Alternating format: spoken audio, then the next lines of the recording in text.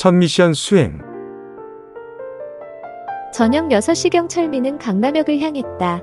어젯밤 드디어 진서우로부터의 첫 미션 이메일이 왔기 때문이다. 그 내용은 다음과 같았다. 첫 미션입니다. 내일 저녁 7시경에 강남역 뉴욕제과 뒤편골목에 위치한 엑스 라카페로 오시기 바랍니다. 당신의 옷차림은 캐주얼이나 깔끔하고 부티나게 입어야 합니다. 당신은 나의 애인으로서 그곳에 나타나는 것입니다. 철민은 청바지의 위에는 흰색 나시를 입고 칵테일 카운터에 앉아있을 것입니다. 당신은 그곳에 있는 나를 반갑게 맞이하고 고지어 나를 데리고 밖으로 나갑니다. 그 다음은 둘이서 저녁 식사를 하고 칵테일 한잔하고 당신은 나를 집까지 데려다 줍니다. 첫 미션은 여기서 끝납니다. 명심할 것은 충실하게 나의 지시사항을 그대로 지켜야 하는 것입니다. 중간에 어떤 돌발 상황이 발생해도 당신은 나의 애인으로서 당신의 임무를 끝까지 수행해야 합니다. 만일 지시사항을 하나라도 어길 시는 당신과 철민이 서명한 1년간의 계약서에 명시된 대로 당신은 벌칙을 받아야 합니다. 이상입니다.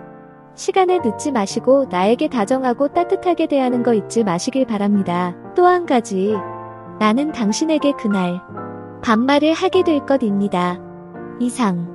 진서우. 도깨비에게 홀린 것 같은 기분을 안고 그래도 철민은 강남역으로 나갔다. 서우의 말대로 철민은 가벼운 캐주얼 계통의 자켓을 입었다. 뉴욕제과 근처는 마치 홍수같이 학생들로 붐비고 있었다. 그 틈을 비집고 철민은 어렵게 약속 장소를 찾아냈다. 무슨 일이 벌어질지, 그리고 지금 철민이 못하는 건지. 어두컴컴한 지하를 내려가자마자 강하게 들려오는 신경을 거슬리는 음악 소리. 문을 여는 순간 마치 장풍에 맞아 비틀거리는 무역관객 같이 나는 그 자리에 잠시 멈추어야만 했다. 스피커를 통해 흘러나오는 고성이 너무나 나의 귀를 자극했기 때문이다. 제기랄. 이 나이의 애송이들이 오는 이곳을 찾아야 되는 건지. 실내는 번뜩이는 사이키델릭 조명으로 정신이 없을 지경이었고 스피커에서 터져나오는 베이스 음은 나의 몸을 흔들기에 충분했다. 철민은 칵테일 카운터 쪽을 향했다. 학창 시절에도 이런 곳에 와본 적은 없는 철민은 조금 당황되었지만 연극배우 같은 마음을 먹고 담대하게 걸어나갔다. 젊은 남녀들이 번뜩이는 조명 아래서 여기저기 춤을 추고 있는 모습이 보였다. 나랑 춤 한번 출래? 술이 제법 취한 듯한 여자의 하나가 나의 손을 잡아 끌었다. 아니, 저 일행이 있습니다. 말하고 나니까 너무 창피한 느낌이다. 나이 어린 여자는 반말하고 철민은 존댓말하고 그래, 까짓 거. 여기까지 와서 샌님 될 필요는 없지. 계속 잡아 끄는 여자에게 철민은 손을 잡아 빼며 말했다. 야, 나 누구 만나러 왔다니까. 얌마. 잘 난체하지 마. 짜샤. 혀 꼬부라진 여자애를 물리치고 철민은 칵테일 카운터로 향했다. 뿌연 담배 연기 사이로 몇 사람이 앉아있는 모습이 보였다. 철민은 거기서 음악에 맞춰 머리를 위아래로 흔들고 있는 서우를 드디어 발견했다. 말대로 서우는 청바지에 흰 나시를 입고 있었는데 흰색 나시가 조명에 비쳐서 마치 발광물질 같이 빛나고 있었다. 술이 제법 취한 듯한 몸가짐에 한 손에는 맥주병이 들려져 있었다. 내가 막 서우에게 다가가려는 순간 철민은 주춤하고 말았다. 서우 옆에는 웬 남자가 앉아 있었기 때문이다. 그 남자는 서우 귀에 입을 가까이 대고 뭐라고 크게 소리치고 있었고 서우는 계속해서 저리 가라는 손짓을 계속 해대고 있었다. 어떡하지? 좀 더 두고 봐야 하나? 아니면 아는 체 해야 하나? 철민은 잠시 관망하기로 마음먹고 근처 테이블에 앉았다. 여자 종업원이 와서 뭘 마시겠냐고 물었고 철민은 하이네켄 한 병을 우선 시켰다. 계속해서 찢어지는 듯한 괴음이었다. 철민은 도무지 참을 수가 없을 것 같았다. 빨리 서우를 데리고 나가기로 생각하고 서우에게 다가갔다. 서우야. 대답이 없는 서우의 어깨를 흔들며 다시 한번 크게 소리쳤다. 야, 진서우. 그러자 서우가 나를 쳐다보더니 벌떡 일어나 나에게 기다렸다는 듯이 안겨버린다. 당황할 겨를도 없이 서우는 나에게 뽀뽀를 해버렸다. 아니, 얘가 연극하는 거야. 아님, 내가 서우를 부축해서 밖으로 향하려는데 곁에 있던 남자 녀석의 고함치는 소리가 들렸다. 아주 제법인데? 진짜 남자 있나 보네. 술에 취한 녀석이 비틀거리며 자리에서 일어났다. 난 얘 애인인데. 댁은 누구쇼? 나도 연극할 거 이왕이면 화끈하게 하자고 마음먹고 큰 소리로 맞장구 쳤다. 애인 표 이런 X8. 야, 진서우 마침표 너 어느새 논팽이 뒀냐? 논팽이란 소리에 귀가 무척 거슬렸다. 논팽이라니? 철민이 강하게 나가자 상대 쪽에서도 질세라 살기등등하게 덤볐다. 웃기지 마. 딱 보니까 논팽인데. 이때 서우가 끼어들었다. 야, 니네들 싸우지 마. 참, 인사해라. 이쪽은 박형만이라고 나랑 같은 과에 있는 애고 이쪽은. 내가 사랑하는 이철민이야. 그치? 비틀거리는 서우를 데리고 철민은 밖으로 나왔다. 휴. 갑자기 귀 찢어지는 소리가 안 들리니 살 것 같았다. 이철민. 잘 나왔네? 웬 술은 이렇게 많이 마셨냐? 너 연극 잘한다. 아주 좋았어. 그 자식. 이제 확실히 믿겠지. 나도 애인 있다는 걸. 휴. 정신 좀 차려라. 응. 야. 일로 와서 나한테 뽀뽀 한 번만 해주라. 야. 까불지 말고 정신이나 차려. 이씨. 너 진짜 이렇게 무드 없이 놀래. 야. 진서우. 연극 그만해. 이게. 연극이라니. 무슨 소리야. 짜샤. 너 계속 이러면 나 간다. 야. 이철민. 넌 계약이 뭔지 모르냐. 넌 왜 이렇게 둔하냐? 너 약속 안 지키고 계속 이러면 벌칙 물린다. 알았냐? 순간 우라통이 솟구친다. 그래.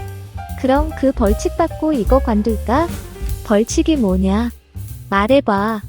뭐냐? 말해주지. 오늘의 벌칙은 다름이 아닌 네가 나를 그 새인지 뭔지 하는 여자에게 다정하게 데려가서 우리 꼭 결혼한다고 선포하는 거다. 왜 할래? 순간 기가 막힌 서우의 말에 철민은 한 걸음 물러날 수밖에 없었다. 알았다. 근데 너 계속 이런 식으로 도가 지나친 행동하면 나도 다음번 너에게 아주 곤란한 미션 내린다. 맘대로 해라. 그게 우리의 게임 아니냐? 얼마나 스릴 있고 박진감 넘치냐.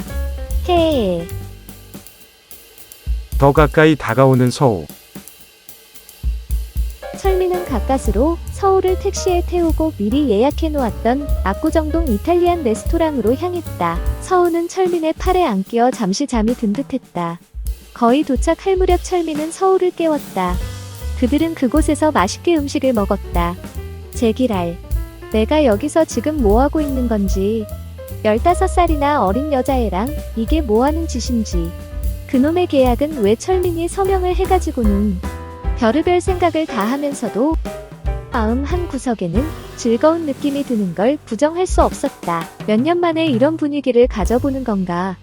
세일을 떠나 미국으로 간 이후로 이런 자리는 처음이라고 말할 수 있다. 그러면 거의 2년 6개월이 넘은 셈인가? 레스토랑을 나와서 걸을 때 서우는 당연한 듯 나에게 팔짱을 끼고 마치 고양이가 목을 긁어주면 드륵드륵 소리를 내듯이 가벼운 신음소리까지 내며 나에게 밀착되어 걷고 있었다. 야, 서우야. 너 그렇게 좋으니? 철민은 자기가 이 말을 내뱉고도 내심 놀랐다. 휴. 내가 못하는 짓인지. 그들은 거의 30분을 걸었다. 어느덧 키네마 근처에 있는 재즈 카페 원스인 어 블루문에 도착했다. 수염이 길고 빵모자를 쓴 남자가 색소폰을 불고 있었다. 맥주를 시켜서 우린 건배를 했다. 철민. 잠시. 현실과 상상 사이를 왔다 갔다 하며 서우와 시간을 보냈다. 거의 11시가 다 되어 그들은 그곳을 나왔다. 이젠 서우를 집으로 바래다주면 그의 임무는 끝난다. 택시를 잡아타고 회원동으로 가는 동안 서우는 철민에게 꼭 기대어 아무 말 없이 있었다. 오빠. 서우가 갑자기 철민을 오빠라고 불렀다. 그게 무슨 뜻을 가진 단어라는 것쯤은 그도 안다. 아니, 얘가 진짜 뭘 혼동하는 게 아닌가. 서우야. 이건 다만 연극일 뿐이야. 알지? 아무 말 말아요. 끝날 때까진. 집에 갈 때까지. 철민은 흘깃 서우의 얼굴을 살피다가 눈물 자욱을 발견했다. 그는 속으로 생각했다. 얘가 감정에 빠져 이러거나 아니면 어려운 상황이 있거나 둘 중 하나일 것이다. 그러나 어쨌건 나는 정신을 차리고 철모르는 이 애가 현실이 아닌 공상의 나래를 펴는 것을 막아줄 의무가 있다. 만일 정신 안 차린다면, 그래서 나까지 진짜 영화 속으로 빠져버린다면 그건 무지 나쁜 사기꾼, 건달, 놈팽이 들이 하는 짓이겠지? 후, 택시가 어느 빌라 앞에 섰다. 들어가 이제. 술이 좀 취했으니까 푹 자고. 알았지? 오빠, 오늘 고마웠어. 고맙다니. 서우가 자세를 고치더니 악수를 청한다. 오빠, 아니, 아저씨, 오늘 임무 잘 수행하셨어요. 덕분에 즐거운 하루 보냈어요. 나도. 다음 미션은 아저씨가 보내실 차례예요. 늦지 않게 다음 주말 되기 전에 보내세요. 아셨죠? 주말 잘 보내시고 조심해서 가세요.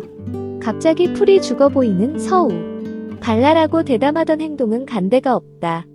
요즘 무슨 일 있니? 아니다. 관두자. 괜한. 그래. 잘 자. 나간다.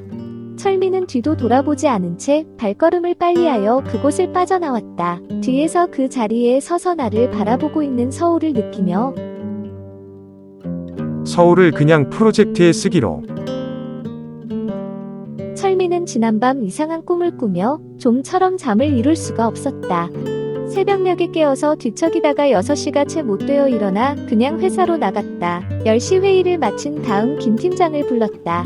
김 팀장님, 지금부터 제가 말씀드리는 계획은 대회비로 지켜주시기 바랍니다. 일단 PK, 뮤비건은 진서우 양을 데모로 써서 진행하시되 이와 병행하여 철민은 전에 생각한 그 계획대로 서우와의 약속을 지키는 것과 동시에 백업 플랜으로 정식 뮤비 기획을 몰래 진행시키기로 했다. 그러다가 만에 하나 진서우 양에 대한 평판이 좋아진다면 어떻게 하시려고 그러십니까? 김 팀장의 조심스런 말에 철민은 나쁠 건 없다고 생각했다.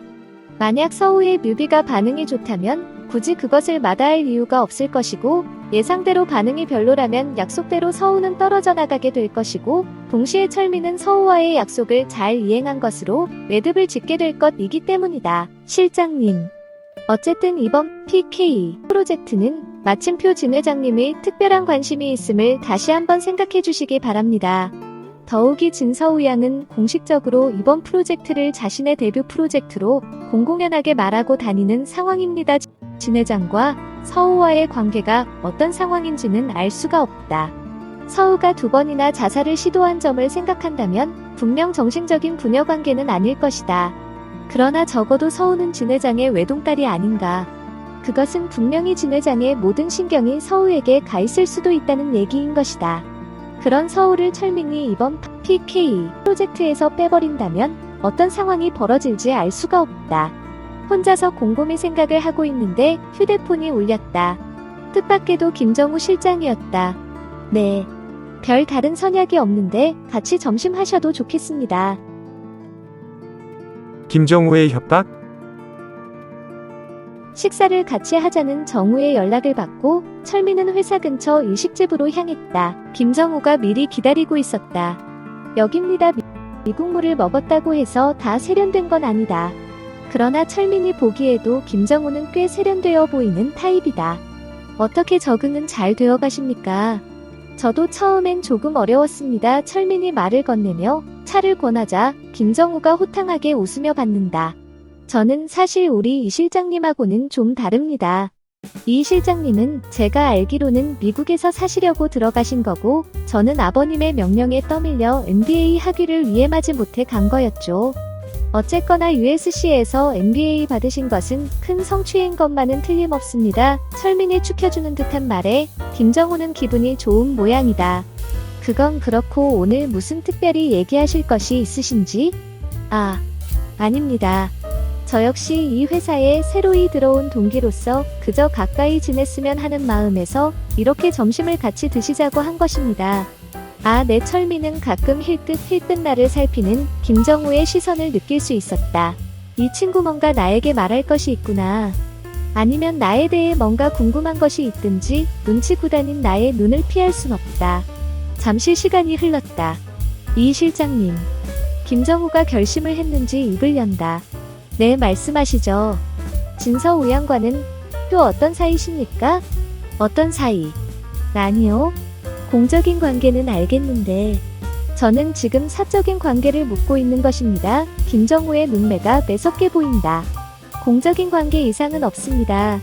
또 있다고 하여도 그것은 사적인 프라이버시인데 딴 사람에게 말할 필요도 없겠죠. 그렇습니까? 김정우가 양복 주머니에서 봉투를 꺼내 테이블 위에 올려놓는다. 이것을 어떻게 설명하시겠습니까? 봉투 사이로 빠꿈이 보이는 낯익은 사진 속의 모습. 그것은 서우와 철민이 팔짱을 끼고 강남역 근처 길을 걷고 있는 모습이다. 바로 어제 서우와의 장난 계약을 처음 행하던 그날. 아니, 김정우의 미소를 느끼며 물었다. 어떻게 이 사진이? 마침 주문한 초밥이 들어왔다. 잠시 침묵이 흐른 다음 김정우가 입을 연다. 미리 말씀드리는 것이 불필요한 행동들을 막는 최선의 방법이라 생각하고 말씀드리겠습니다. 철민은 아직도 그 사진에 대해 의문과 불안이 섞인 생각을 하고 있는데 김정우는 계속 얘기를 하고 있었다. 서우씨의 아버님 진 회장님과 저의 부친이신 김영중 회장님은 사적으로 친구일 뿐만 아니라 공적으로도 각별한 재계 파트너이시기도 합니다. 그렇구나. 저희는 어릴 적부터 두 분들의 공공연한 약속으로 이미 장래를 언약한 사이입니다. 순간 새로운 사실에 철민은 당황하였다. 물론 어릴 적에는 저는 서우를 동생같이 여기고 별다른 생각을 안 했습니다만 제가 유학 가기 전 두 어르신네들의 결정에 의해 저희는 이미 약혼을 한 사이입니다. 뭐라고? 약혼? 하하. 놀라시는군요. 서우와 저는 마침표 8살 차이가 납니다. 그러나 그 나이 차이는 별 상관이 없는 게 저희들의 세계입니다. 저희들의 세계라. 그러고 보니 어쩌면 서우가 자살을 시도했던 이유 중에 하나가 어쩌면 이 녀석과 관련이 있을지도 모른다는 생각이 갑자기 들었다. 들으셨는지 모르지만 서우는 저를 별로 좋아하는 편이 아닙니다. 물론 저도 뭐 특별한 매력을 서우에게서 느끼고 있지는 않습니다. 그런데도 우리의 운명이 이미 정해진 것에 순응해야 할 이유는 솔직히 말씀드려서 정략결혼이기 때문입니다. 두 어르신네들의 결정은 곧 법이기 때문입니다. 드라마에서만 보고 듣던 그 정략결혼을 철민은 지금 듣게 되는 것이다. 갑자기 심장이 뛰기 시작한다. 물론 철민이 서우에 대해 어떤 사랑의 감정이 있어서가 아니다. 앞에 앉은 김정우의 거침없는 얘기에 우선 철민은 놀랄 수밖에 없었고 본인의 의사와는 전혀 관계없는 그들의 결혼 방식에 또 다시 놀라고 있었다. 또한 이제서야 조금은 서우의 환경을 이해할 수 있을 것 같다는 생각 역시 불현듯 드는 것이다. 혹시 얼마 전 서우 양이 하와이에서 자살을 시도한 것도 혹시 내 직접적인 관련이 있습니다. 제가 미국에 있는 동안 두 분께선 저희들을 결혼을 시키려 한 것입니다. 결혼시키고 같이 미국으로 자연스레 생활하다가 제가 학위 끝나고 귀국할 때 같이 귀국시키려는 게 본래 계획이었죠. 그런데 서우가 도망을 간 것이죠. 그랬구나. 그리고는 병원에 자살미수로 입원한 것입니다. 그때 철민이 서우를 구하게 된 것이고 제가 듣기로는 그때 웬 용감한 흑인 라이프가드가 바다에 뛰어들어 서우를 구했다고 하더군요. 하하하. 철민이 미소에 김정우가 놀란 듯 표정을 짓는다. 왜 웃으십니까? 아닙니다. 딴 생각이 나서. 그건 그렇고 오늘 저를 만나신 용건이 무엇인지 김정우가 사심이 한 점을 초간장에 집어넣으면서 얘기한다. 아마 잘 이해 못하실 겁니다. 이곳 한국 사회는 특히 재벌들의 사회는 보이지 않는 질서가 있습니다. 저도 그것이 싫어서 처음엔 많이 반항도 해보았고 미국으로 도피할까도 생각한 사람입니다. 일단 서우와 제가 두 분들에 의해 언약이 된 이상 그 아무도 우리 둘 사이에 끼어들 수가 없습니다. 죄송한 말씀이나 끼어들 수가 없다기보다는 끼어들게 놔두질 않는다는 편이 맞겠군요. 이 실장님이 귀국하여 서우가 있는 병원에 들리신 그날 이후 이 실장님은 죄송하지만 또 감시를 받고 있는 거죠. 일종의 감시라뇨? 서우의 주위에 있는 남자들은 다 모니터링을 받게 됩니다. 모니터링이라뇨? 어이없게 쳐다보는 철민을 김정우는 미소를 띠며 잠시 쳐다본다. 이해 못하셔도 안 하셔도 상관없는 게 이곳의 법칙입니다. 저는 이런 것을 미리 알려드리려고 오늘 이 자리를 일부러 마련한 것입니다. 철민은 할 말을 잊었다. 나중에 큰 피해를 당하시지 않게 미리 알려드리는 것입니다. 저도 이해 못하는 것들이 태반이지만 이것이 현 상황입니다. 만일 이런 감시를 제가 경찰에 알린다면 어떻게 하시겠습니까? 나의 말에 김정우가 가엾다는 듯 미소를 짓는다. 경찰에 무엇을 알립니까? 감시 당하는 것, 프라이버시를 침해당하는 것 말입니다. 그걸 어떻게 증명하죠? 감시 당하는 것을? 자신이 사진에 찍히는 것조차 알아채지 못한 분이 어떻게 그 감시한다는 것을 증명하고 알리려 합니까? 그리고 한 가지 더. 만일 이 실장님이 경찰에 가서 진 회장님과 김 회장님으로부터 감시당한다고 얘기를 하신다면 경찰들은 이 실장님을 즉시 경찰서 밖으로 쫓아낼 겁니다. 그 이유는 잘 생각해 보십시오. 점점 어려워지는 대화였다. 결론적으로 제가 이런 말씀을 드리는 것은 이 실장님이 서우에게 접근하기 때문이 아니라 바로 멋모르고 이 실장님에게 덤벼드는, 그래서 이 실장님이 위험해지는 상황을 원하지 않기 때문입니다. 철리는 잠자코 듣고만 있었다. 서우는 순간 예측이 어려운 여자입니다. 어릴 적 가정 환경 등에 의해 그렇게 되었죠. 아마도 어떤 연유로 이 실장님과 만나게 되었는지는 모르지만 지극히 단순한 성격이라 끌리게 되었는지도 모릅니다. 그러면 제가 서우 씨를 멀리하라는? 말하자면 그렇습니다. 솔직히 서우 양에 대해 이성으로서의 감정을 느끼거나 그런 목적을 가지고 있지는 않습니다. 사회적으로나 나이로나 어울리지가 않는 것이 사실이기 때문입니다. 그러나 공산주의 나라도 아니고 개인 간의 관계를 이래라 저래라 하는 것은 이해할 수가 없습니다. 김정우가 자리에서 일어나며 말한다. 저는 이제 제가 말씀드려야 할 건 다 말했습니다. 그 이유도 말씀드렸고 만일 그것을 무시하실 경우 어떠한 결과가 올 것이라는 것도 말씀드렸습니다. 더 초이스 이즈 유어즈 나우. 김정우의 마지막 영어 한마디를 들으며 철민은 우두커니 앉아 있었다. 서우가 저녁을 먹자고 하는데 저녁 8시쯤 퇴근을 막 하려고 하는데 서우에게서 전화가 왔다. 웬일이지? 미션이 아직 없어서요. 빨리 보내세요. 심심하니까. 그러고 보니 벌써 며칠이 지났다. 아, 알았어. 내가 좀 바빠서. 곧 보낼게. 잠시 말이 없더니만 오늘 밤에 무슨 약속 있으세요? 응. 특별한 약속은 없지만 좀 피곤해서 일찍 집에 들어가려고. 혹시 진 회장님께 점수 좀 따고 싶지 않으세요? 절호의 기회가 오늘 밤에 있는데. 무슨 점수? 아저씨 순진하신 거예요. 아님 순진을 가장하시는 거예요? 기가 막힌다. 너 또 심심한 모양이구나. 나에게 시비 거는 것 보니까. 호호. 어떻게 아셨나? 제가 심심한 걸. 그러니 좀 놀아줘요. 네? 나 그럴 기분 아니야. 집에 가야 해. 제가 집으로 갈까요? 뭐라고? 집으로 거리낌 없이 찾아올 서우다. 무슨 일인데 그래. 나중에 하면 안 되나? 저녁만 같이 해요. 시간도 절약할 겸. 어때요? 사실 철민은 무척 배가 고픈 차였다. 서우는 강남 압구정에 있는 카레 하우스에서 9시에 보자고 했다. 원래 철민은 카레를 좋아하지 않는다. 그러나 굳이 서우가 우기는 바람에 약속을 해버렸다. 잘 좀 차리고 오세요. 표라고 말한 서우의 의도를 의아해한 채 철민은 약속 장소로 나갔다. 카레 하우스는 운영을 완전히 인도 사람들이 하고 있었다. 웨이터들도 모두 인도 사람이었고 카우터도 인도 사람이었다. 입구 바에서 칵테일을 한잔하며 기다리는데 서우가 들어왔다. 오 마이 갓. 빨간색 원피스 드레스를 입고 나타났다. 그가 가진 첫 느낌은 불안 플러스 놀람이었다. 불안은 저 애가 왜 나를 만나는데 빨간 드레스를 입고 나왔냐는 것이고, 놀람 청바지 차림만 보다가 드레스 입은 걸 처음 보기 때문이다. 그런데 서우는 정말 이뻤다. 그 와중에도 이쁘다는 감정이 드는 게 우습다. 저쪽으로 가요. 이미 예약 테이블이 되어 있거든요. 철민은 서우를 따라 약간은 동굴 비슷하게 만들어 놓은 복도를 따라갔다.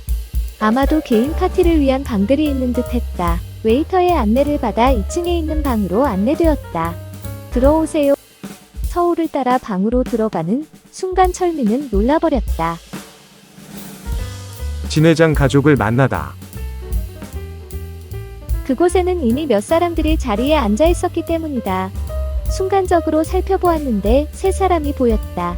그런데 그중 한 명은 김정우였고 다른 남자 한 명은 머리가 희끗한 사람, 그리고 그 옆에 앉은 여자는 중년 정도의 여자였다. 너는 항시 늦는구나. 먼저 들어간 서울을 발견한 남자가 차를 찻잔에 내려놓으며 말했다. 어서 오느라. 서우야. 물결표. 여자가 미소를 지으며 서우를 맞는데 김정우가 돌아보다가 막 들어가려는 철민을 보고 놀란다. 아니, 이 실장님이 여긴? 놀란 건 철민도 마찬가지다. 이런 휴. 또 서우가 술책을 썼구나. 제길 일단 발을 들어섰으니 뺄 수도 없고 주춤하는데 들어오세요 이 실장님. 서우가 내 손을 잡아당긴다.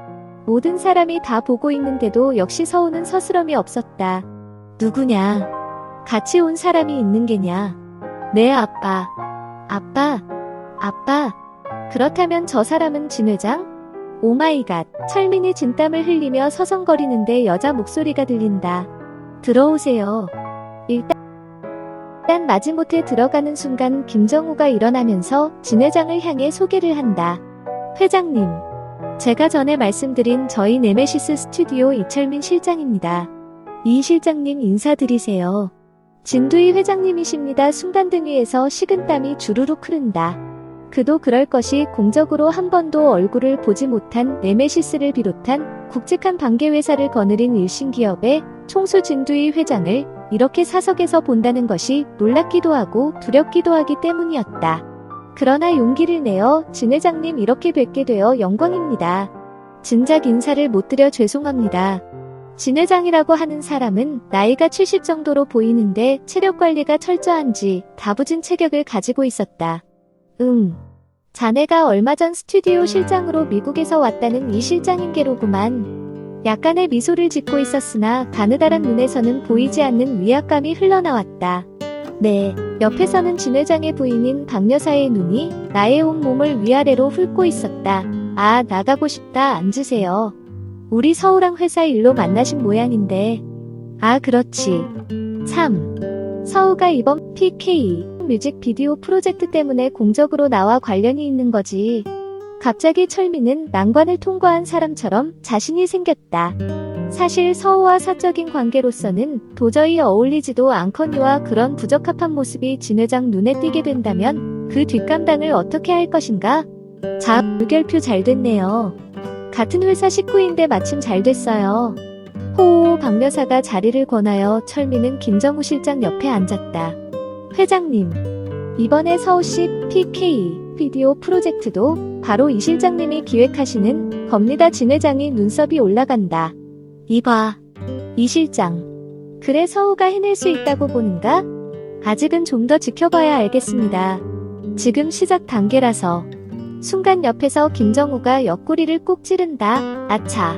뭔가 잘못되었나? 진 회장이 의외란 듯 나를 잠시 쳐다본다. 아빠. 왜 분위기를 무겁게 만들어요? 소화 안 되게? 서우가 진 회장을 쏘아보며 말한다. 알았다. 알았어.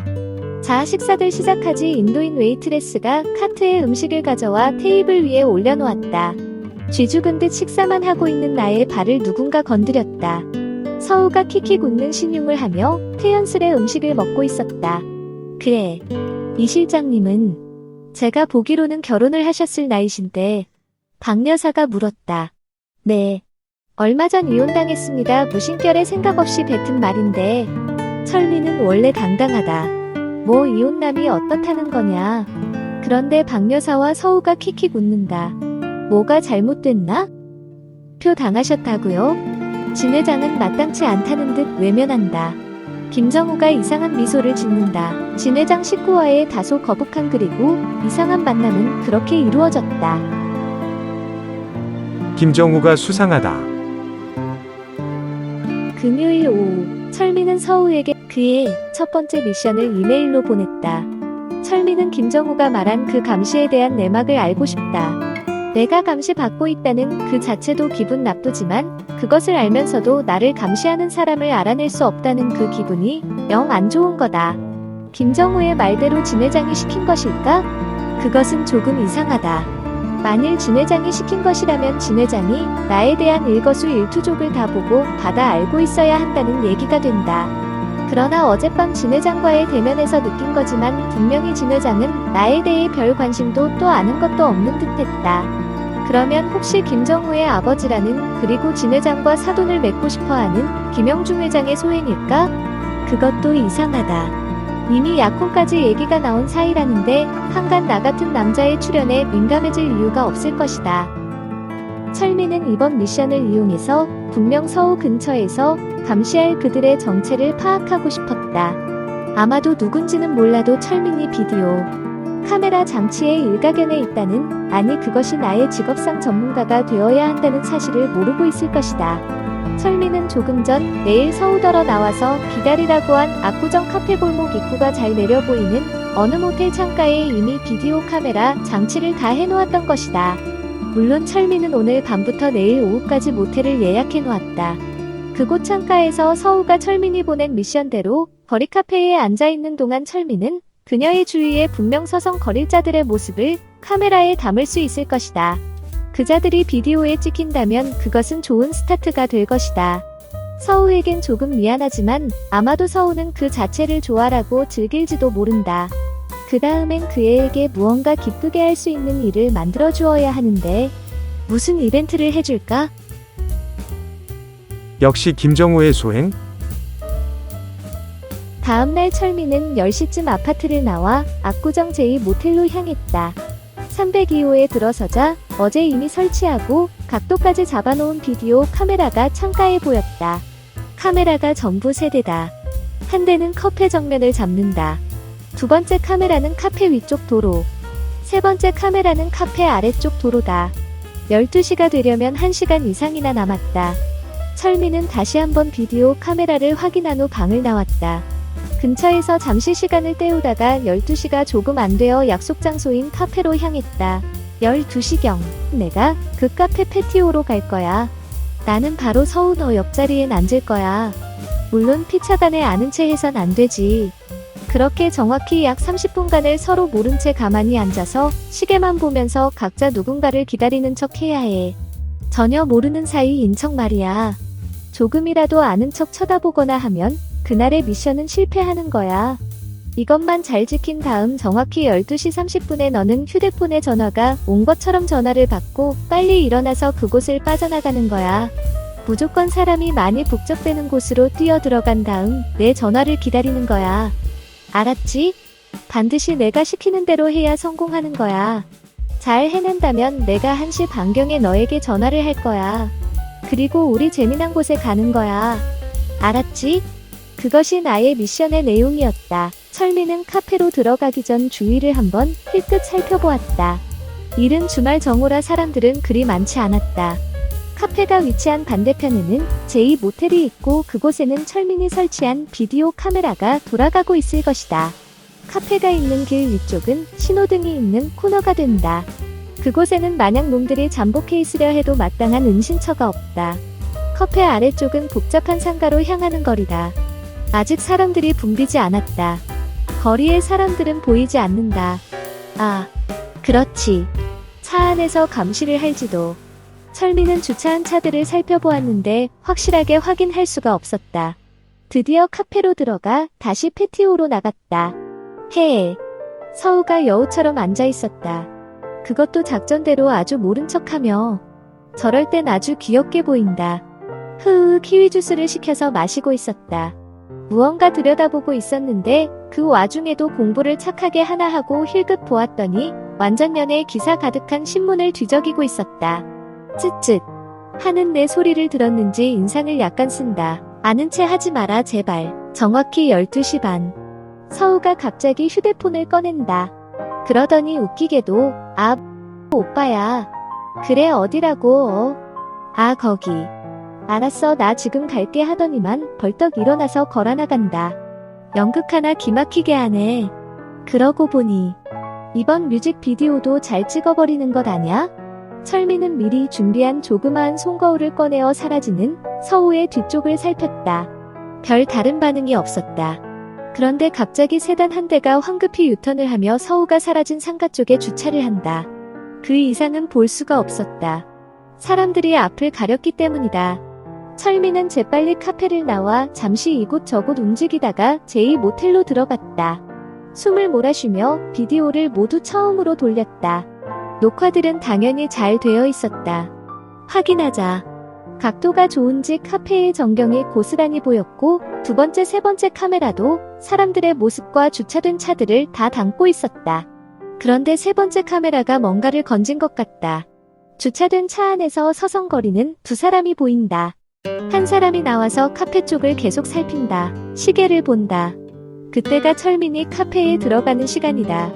그것을 어떻게 아느냐면 철민은 직업상 비디오를 녹화할 때 여러 대라면 반드시 타임 코드를 싱크하기 때문에 정확하게 3대의 카메라의 정확한 시간을 맞출 수가 있는 것이다. 즉, 다음과 같다. 서우가 카페에 들어갈 즈음 회색 세단이 아래쪽 거리에 주차하는 것이 세 번째 카메라에 잡힌다. 이어서 한 남자가 계속 카페 쪽을 감시하고 수시로 차 안에 남자에게 무언가를 보고하는 듯한 모습이다. 드디어 철민이 들어가고 남자가 노골적으로 카페 쪽을 살핀다. 잠시 후 이상한 듯 차 안에 남자에게 무언가를 얘기한다.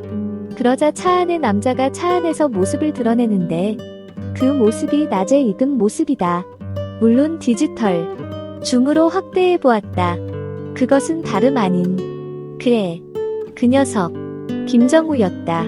너였구나. 서우와의 미션 명령을 수행하면서 철민은 자신도 모르게 호기심과 흥미를 느끼는 자신을 바라보게 되었다. 어쩌면 세희와의 헤어짐으로 인한 공허와 외로움 그리고 스트레스를 달랠 수 있는 새로운 돌출구가 될 수도 있겠다는 위험한 생각이 들기도 한다. 아마도 진서우 역시 비슷한 동기로 이런 미션 발상을 한 것이 아닌가 생각이 된다. 여전히 잃어버린 딸을 찾고 있는 진 회장. 금요일 오전 진두희 회장이 신 실장을 불렀다. 올백 머리에 검고 두꺼운 뿔테 안경을 한 진두희 회장의 개인 비서 신병권 실장이 회장실 문을 노크한다. 들어와. 신 실장이 공손히 고개를 숙이며 인사를 한다. 회장님, 인삼차 한 잔 올릴까요? 아니야. 시간이 없으니까 일단 얘기부터 하지. 신 실장이 소파에 앉으며 노트와 펜을 꺼내든다. 저번에 얘기했던 그의 건은 어디까지 진척이 있는가? 네, 회장님. 전에 보고드린 대로 미국으로 입양되어 간 것은 아닌 것이 확실합니다. 그런 서류도 없고 입양기관에서도 아는 바가 없다고 합니다. 다른 이름을 사용할 수도 있지. 네, 그것까지 감안하여 조사를 해보았습니다. 지금까지의 결론은 미세는 국내에 있는 걸로 결론이 좁혀지고 있습니다. 알았어. 자네가 힘쓰는 것 알고 있지만 인원을 더 동원하더라도 빨리 진행하도록 하게. 잘 알겠습니다. 그리고 잘 알고 있겠지만 이 일은 자네와 나만 아는 일이야. 혹 실수로 말이 새어나가지 않도록 보안을 철저히 유지하면서 진행하도록. 알겠나? 잘 알고 있습니다, 회장님. 말을 마친 신 실장이 막 회장실을 나가려는데 진 회장이 다시 신 실장을 불러 세운다. 그리고 그 이철민 실장, 그 친구에 대해 좀 더 자세히 알아보게. 우리 서우와 어떤 관계인지, 공적 사적 모든 관계를 소상하게 파악해 보도록. 그리고 경호원들은 우리 서우 아직 따라다니고 있겠지? 잘 알겠습니다. 회장님, 서우시 경우는 저번에 말씀드린 대로 김정우 실장님이 귀국하신 다음부턴 김 실장님이 알아서 하신다고 해서 저희 측에선 일단 철수를 했습니다만 다시 경호를 붙일까요? 진 회장이 잠시 생각을 하는 듯 하더니 입을 연다. 아니야. 놔두게 정우가 잘 알아서 하겠지. 내가 걱정하는 것은 서우 그 애가 예측할 수 없는 행동을 가끔 할 때 누군가가 막아줘야 하는데. 그래, 일단 정우에게 맡겨봐야지.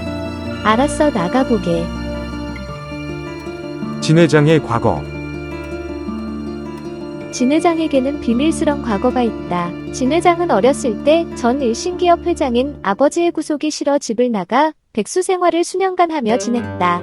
그 구속이란 그 당시가 빠르게 성장하던 회사를 물려주는 조건으로 아버지가 정한 여자와 정략 결혼을 하고 회사 경영을 배우는 것이었는데 그것에 반기를 들며 반거지 백수 생활을 2년간 하다가 결국 아버지의 계획대로 지금의 박 여사와 결혼을 하면서 회사로 복귀하였던 것이다. 그때 회사로 돌아오면서 데리고 들어온 사람이 신병권 비서였다.